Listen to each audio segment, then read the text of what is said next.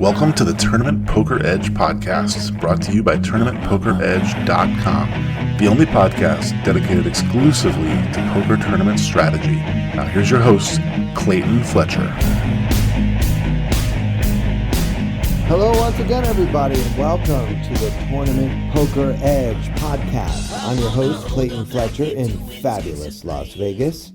And I want to start off this episode by just thanking you all for the feedback on last week's episode in which I interviewed Matt Stout inside of a car. So, yeah, I'm not sure how many interviews have been conducted inside a car before, but that one was pretty awesome.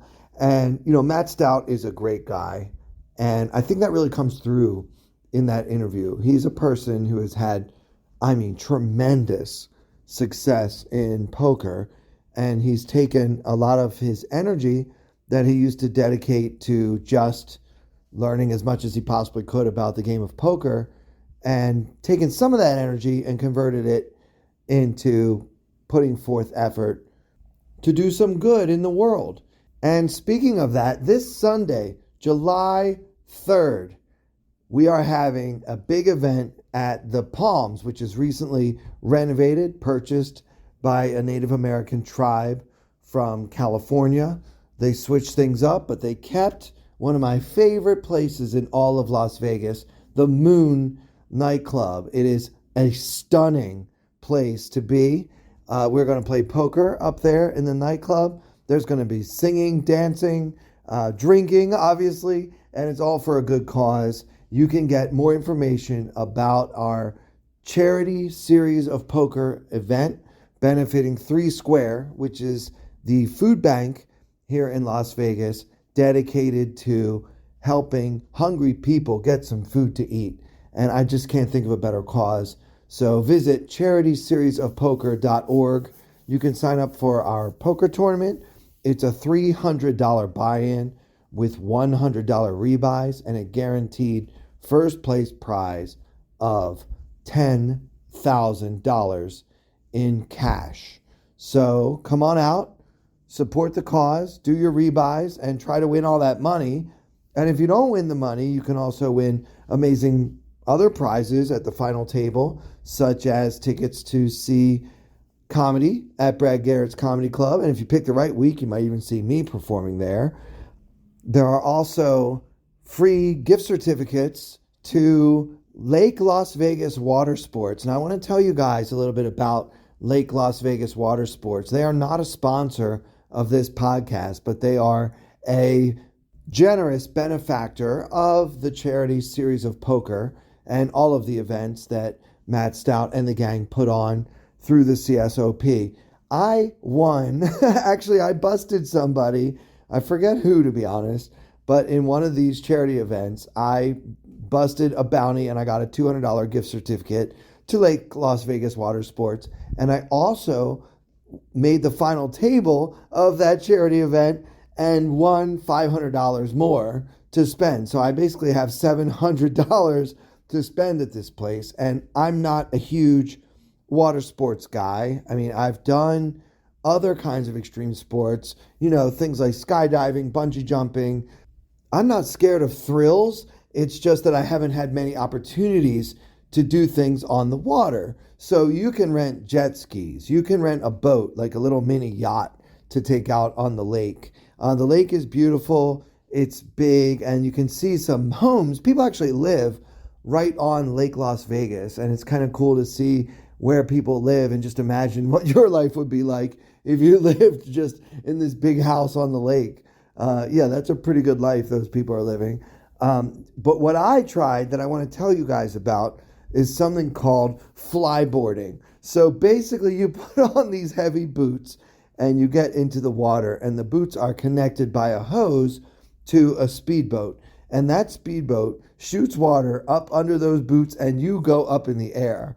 Now, I felt like I was 30 or 40 feet up in the air above the water, but upon further review, that one of my friends made a video, I was about maybe 6 to 12 inches above the water. I'm telling you guys, I had the time of my life at Lake Las Vegas Water Sports. This is something I would absolutely recommend to anyone who is currently in Vegas, grinding away at the World Series of Poker, starting to get frustrated, you need a break, or you have maybe a scheduled day off and you're thinking about going for a hike or something, go check that place out, man. It was so much fun. I had a great time, and it was fun to spend some of the money that I won playing in the CSOP. So that's a prize that you can win. There are just many other prizes.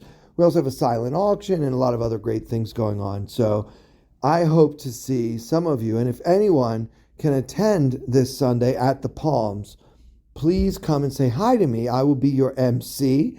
I will be kind of hosting the event. I will be kind of leading the action, letting everybody know what's going on, what the auction items are, what time the poker tournament starts, and all that sort of thing. I'll just kind of be the voice of the event, if you will. But I would love for you to come up, say hello, shake my hand, and just let me know that you're a podcast listener. So I hope to see you there at the Palms here in Las Vegas this Sunday, July 3rd. Visit CharitySeriesOfPoker.org.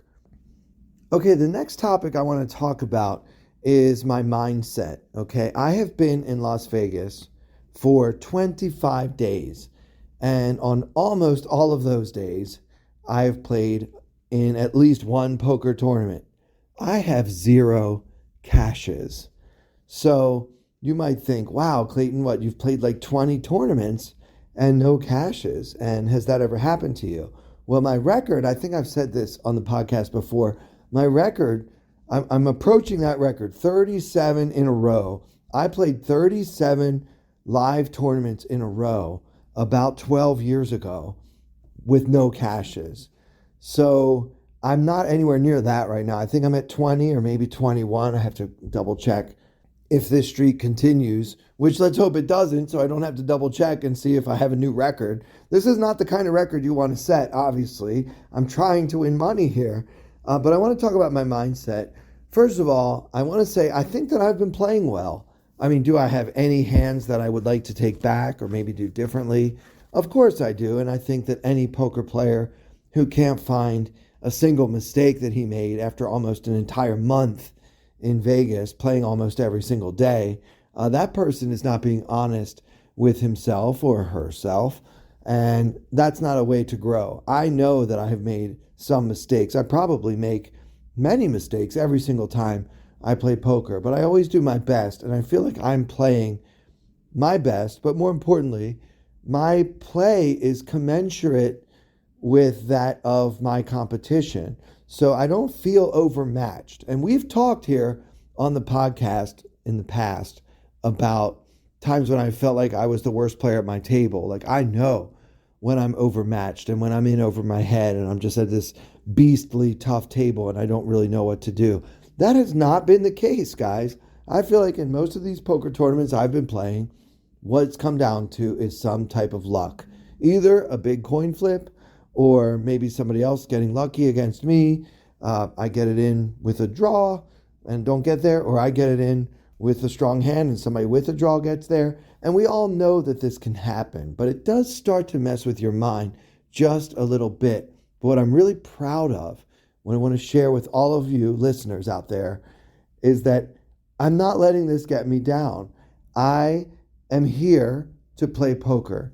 And every single time you play in a poker tournament, you have about an 80 to 85% chance of losing. Now, if you multiply that by 20 or 21, there should have been at least some success at some point in the last 20 days, or rather 25 days. So, yeah, it's been a little bit weird. The bankroll is suffering from it. It would be nice to have a cash at some point. I can't believe that June is now over and I have no cashes in June. It does start to mess with my head, but I'm proud of myself because I'm staying positive. I'm taking care of myself. I'm going to the gym on a regular basis, 3 or 4 times a week, making sure I get my workouts in. I'm eating well. I'm getting tons of sleep, and I'm trying to practice mindfulness and keep my positive mindset going. And even with all of that, I am just losing money every single day. So I just want you to know, for those who might be having a similar downswing, it's happening to me too, and I'm staying positive. All you can do is start each day fresh, play your best, and sooner or later, the bad luck runs out. So, not exactly breaking new ground here. It's not like nobody ever said anything like this before, but it's worth reminding ourselves when the chips are down, as it were, as my chips have been down lately. It's important to keep that positive mindset and just remember that it's a gambling game and that downswings are just the cost of doing business. So I am suffering through one right now, but I'm not suffering too much because I'm just trying to focus on my play. So speaking of play, let's talk about a hand that I recently played at the Wynn. Now, guys, you know I love the Wynn. There's watermelon juice, there's comfy chairs, there are really friendly dealers who know what they're doing and don't make a ton of mistakes. It doesn't feel like the tables are super crowded. And I just really love the whole atmosphere, the vibe in there. It makes me happy to be at the Wynn. So I bought into the $2 million guaranteed tournament. It's got a $1,600 buy-in, and I believe 3 starting days, and then, of course, day 2, and I believe day 3 for the final table. So $2 million guaranteed prize pool, and in the first few hours, I had taken my 30,000 starting stack and run it up to about 51-ish. And yeah, I was doing well. I was playing well. I felt like I was at a good but not great table. There were definitely some tough players at my table, but there were plenty of amateur players as well that really, they were doing things like limping in from late position and then calling a 6x raise with hands like Jack 9 offsuit. So yeah, I mean, we definitely had that element at the table as well. So it was kind of a mixed bag. So yeah, I was pretty happy to be there. I felt like things would be mostly manageable. There was one really tough player on my left, but mostly I was in good shape. So anyway, the blinds were 300, 500 with a 500 big blind ante, and a pretty bad player who raises too much raises. He makes it 1,200, so about 2.4 big blinds. And then just a really, I hate to use this word, but there's no real other word for it, a fishy player who just basically wanted to see every single flop no matter what the price. So he calls. So that player calls too much. The first player raises too much, so he raised. And then the player who calls too much calls. So no surprises there, I would say. Now, in my case, the 2 players in the blinds were probably the toughest players at the table. I thought they were most capable of making moves. And so I was incentivized to try to isolate the 2 bad players. And so I'm on the button with a 9 of clubs, 7 of clubs. Now, this is not a great hand, but it certainly has a lot of potential. It's a suited connector, well, one gapper.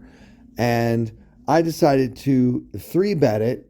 And the reason for doing so is not because I think that either of the players who have already entered the pot are ever going to fold without seeing a flop, but it's more so just to try to make sure that I can play this pot versus those 2 opponents in position with a deep stack and what can best be described as a substantial skill edge. So I made it 4,000, which is a pretty small 3-bet, but again, we're not trying to build some huge pot here. This raise is mostly to try to isolate the recreational players who are already in the pot. So I make it 4,000, hoping to get it heads up or 3-ways with these 2 guys, or one of these 2 guys anyway.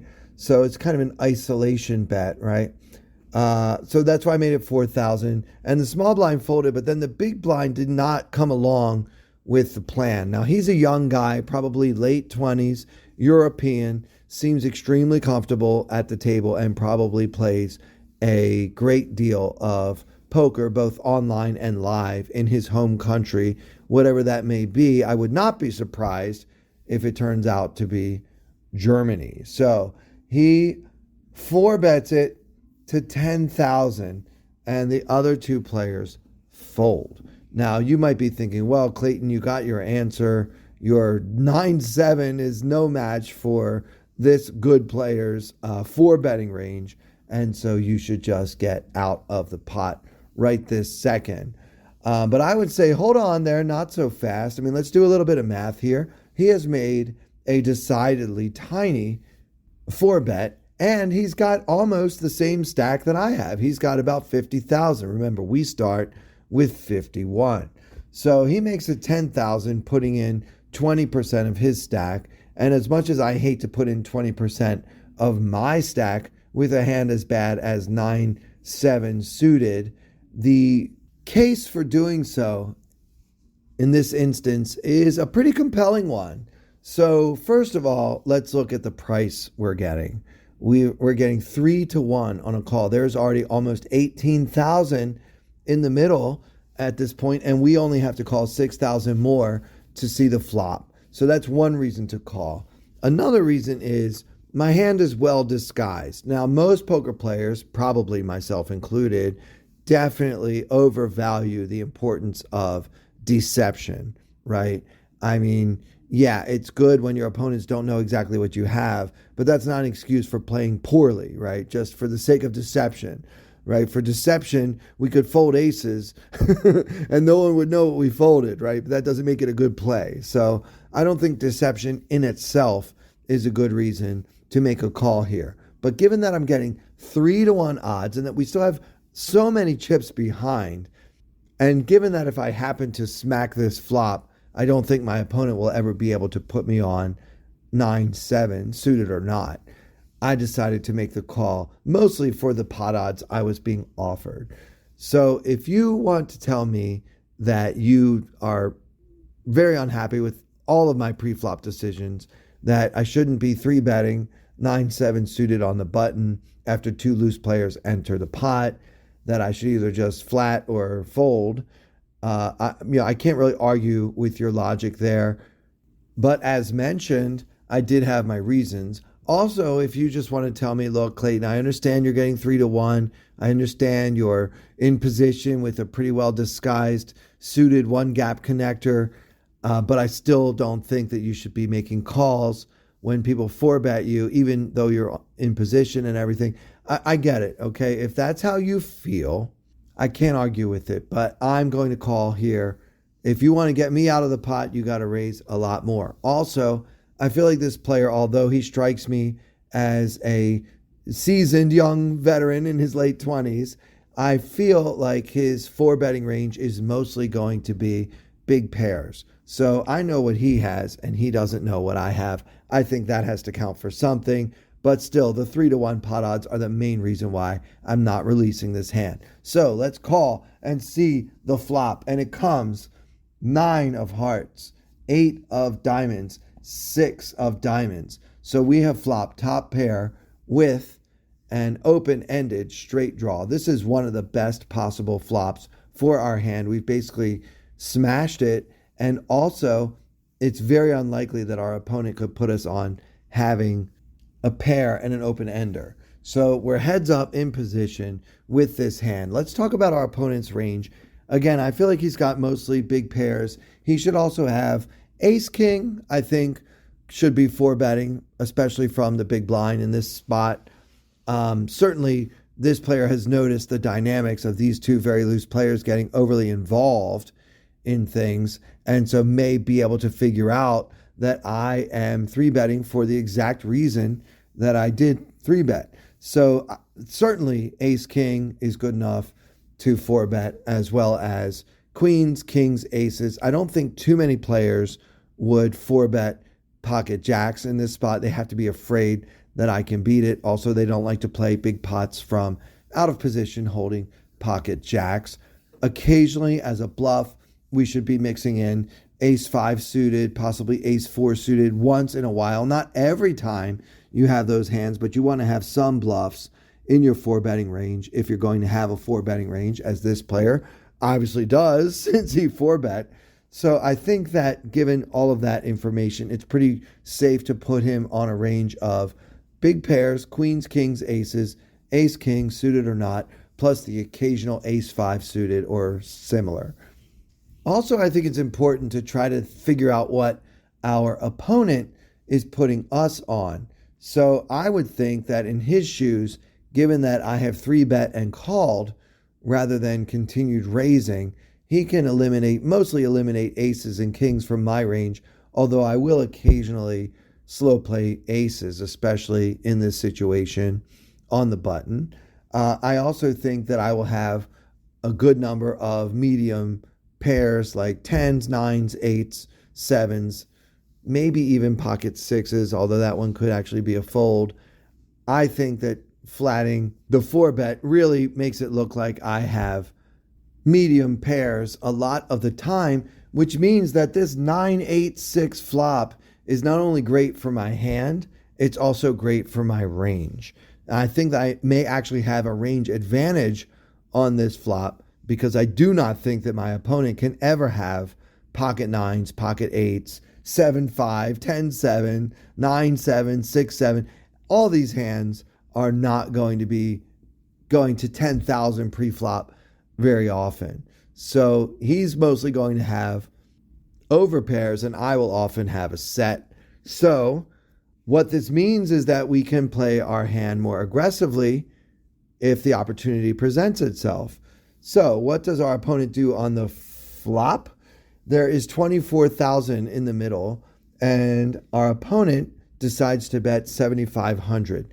Now this is a very small bet. I know that players like to do 1/3 pot or 1/4 pot and things like that when they have condensed ranges, particularly on the flop. And I believe that our opponent does have a pretty condensed range here. He can't really have the nuts, so that means he doesn't want to polarize himself, and he makes this small bet.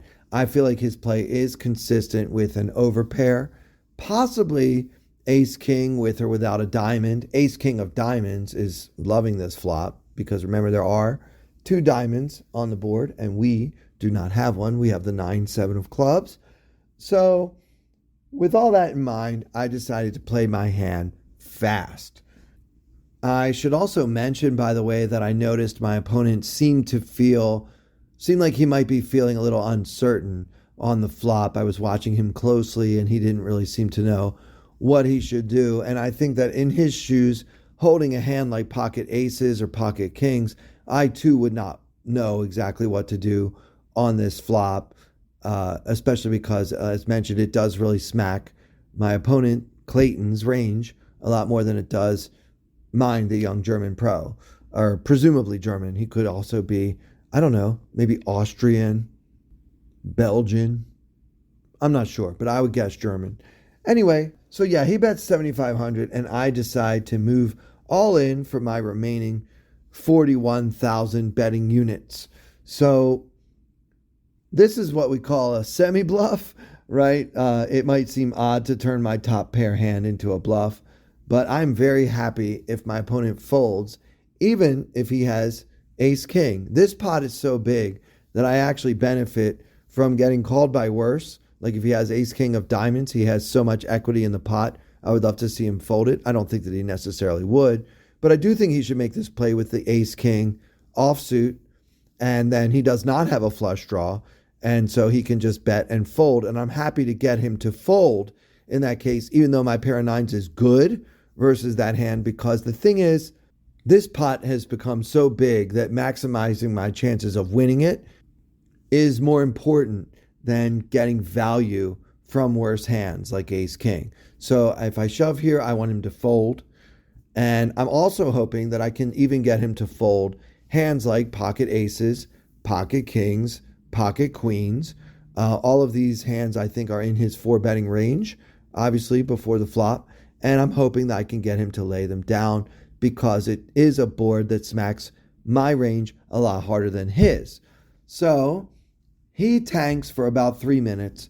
And I remember when we had Alex Fitzgerald, the great Alex Fitzgerald, the Assassinato, on this podcast. And he said that once your opponent is in the tank, agonizing over what to do about the decision that he's facing, you've already won. And I kept thinking about that, and it helped me stay calm as I was thinking to myself, please fold your kings, or whatever you have. I really wanted him to go away, but I know that if he has a hand like pocket kings, pocket aces, pocket queens, whatever, I have so many outs. I can now win with a 10, a 9, a 7, or a 5. Well, not necessarily win, but take the lead in this hand and have a very strong chance of winning if I hit one of those cards on the turn, and hopefully lock up a victory if I hit one of those cards on the river. But you know what? Let's just get this guy to fold on the flop so I don't even have to get lucky. So that's why I call it a semi-bluff. And it's unusual that you would make a semi-bluff with top pair.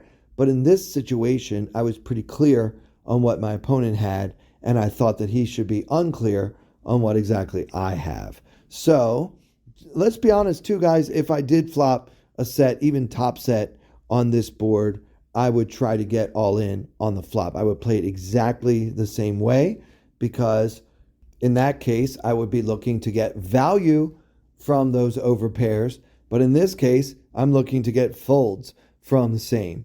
So here we are, all in, and our opponent is really torn for about 3 minutes. He finally makes the call with pocket queens, and there's 100,000 tournament chips in the pot when the average stack is about 35K. So we need to win this pot, and I'm really hoping for a 5, a 7, a 9, or a 10. But the turn is a jack, and the river's a deuce, and your boy busted out, losing to our opponent's pocket queens. So I'd love to hear your thoughts on this hand. I would call it long ball. If trying to play small pots all the time is being called small ball these days, I would call this a long ball play. I had the guy in the tank for 3 minutes. He eventually took a guess and guessed correctly, but I don't think he could put me on 9-7. I feel like the problem for me is I could have pocket jacks, I could have pocket tens, and he's beating those hands. I could also have a flush draw with a hand like ace jack of diamonds, I suppose. Yeah, I could also have pocket sevens, which he's beating but is open-ended. It's kind of the same hand that I have for all intents and purposes. So, I just think there are too many hands that our opponent can beat even when I shove, and he decided to make the call, and then we could not get lucky. So, interesting hand, I think. I'd love to hear your thoughts. Please tweet me at Clayton Comic, and feel free to be honest about how you feel about this hand or any other hand I've discussed on the podcast, or anything I have ever discussed on the podcast. And that'll do it for this episode. I want to thank you guys for your continued support. Please rate and review on Apple Podcasts or Spotify or wherever else you get your podcast content. And for everyone here at Tournament Poker Edge, I'm Clayton Fletcher. Thank you so much for listening. I wanna hold them like they do in Texas, please. Fold them, let them hit me, raise it, baby, stay with me. Luck and intuition, play the cards with babes to start. And after she's been hooked, I'll play the one that's on her heart. Oh, whoa, whoa, whoa, whoa. I'll get her heart, show her what I got. Oh, whoa, whoa, whoa, whoa. I'll get her heart, show her what I got. Carry mine, no she can't read a mile. Hold the face, she's got to love nobody. Carry mine, no she can't read a mile. Hold the face, she's got to love nobody. Poker face, poker face. Poker face, poker face. I wanna roll with her, a hard pair we will be. While little gambling is fun when you're with me. I love it. Russian roulette is not the same without a gun. And baby, when it's love, it's not rough, it isn't fun. Oh, whoa, whoa, whoa, whoa. I'll get her heart, show her what I got. Oh, whoa, whoa,